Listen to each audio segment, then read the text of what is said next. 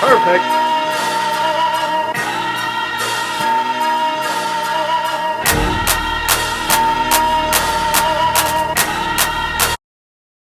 The evolution of the football helmet.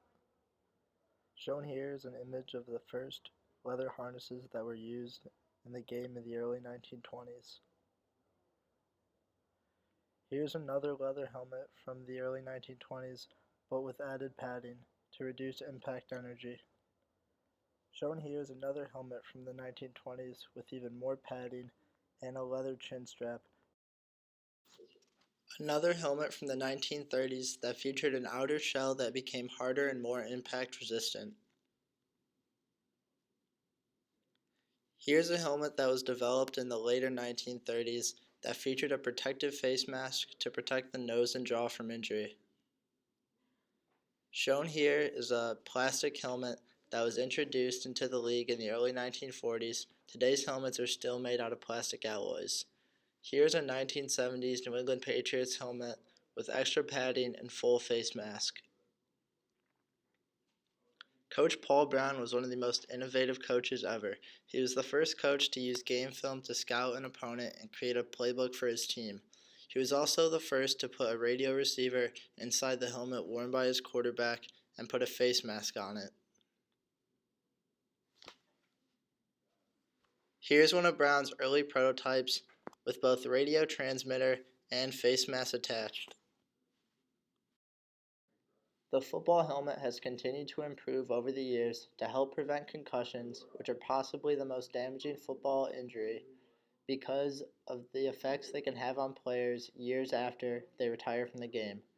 Shown here is a modern football helmet with added gel padding and a radio transmitter to help protect players from concussions. The helmet is also made of a hard plastic alloy and contains extra inflatable padding and sensors. Shown here is another helmet with sensors to monitor brainwave reactions to head trauma. Cable television has contributed tremendously to the growth of the NFL, with cable television companies such as ESPN and CBS hosting weekly games and other NFL-related television segments. Leaving football and moving into the more general technological advancements of the 21st century sporting world, we have here a Garmin heart rate monitor. This new and innovative technology was developed to allow individuals to observe speed, heartbeat, peak range, along with an assortment of other averages. Shown here is a body fat monitor. Body fat monitors were developed to measure body fat percentage and body mass index, or BMI. Body fat monitors are used by a variety of athletes to measure body fat and help themselves stay in competitive shape. The development and innovation of prosthetic limbs has allowed those with disabilities to still compete in athletics at the highest levels. For example, former South African Olympian Oscar Pistorius. Today, technology is more advanced than ever. The catapult system includes a 3.5-ounce device that slides into a pouch on a compression-based layer worn under the shoulder pads.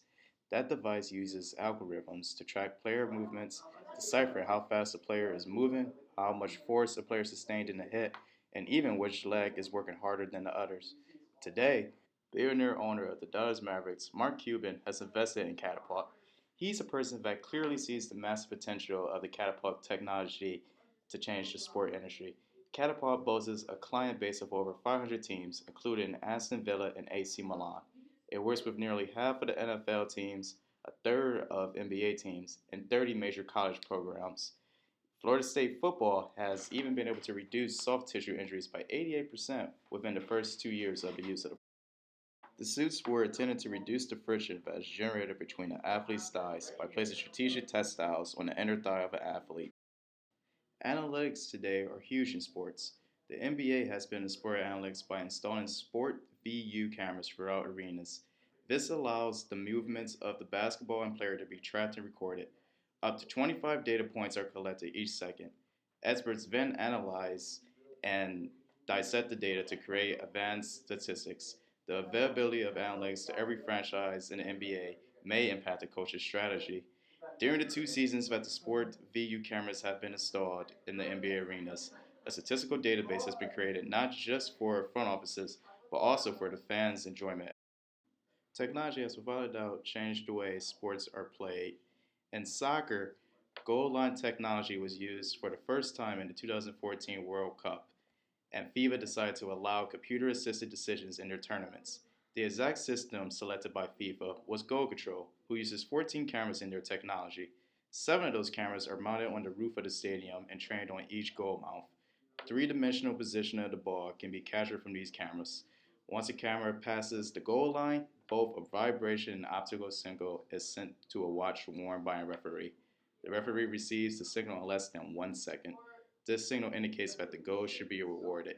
The implementation of goal line technology in soccer, a sport that was extremely hesitant to adopt new technologies, was monumental for the sport and will continue to be monumental for sports going forward, as it shows that technology can improve the efficiency of a game. Social media has also changed how fans are able to interact with their favorite players and sports teams. Social media sites like Instagram, Twitter, and Snapchat have allowed fans complete and unlimited access like never before. The evolution of technology in sports has changed how fans watch the game, players play the game, and has contributed greatly to the overall growth of sports in our society.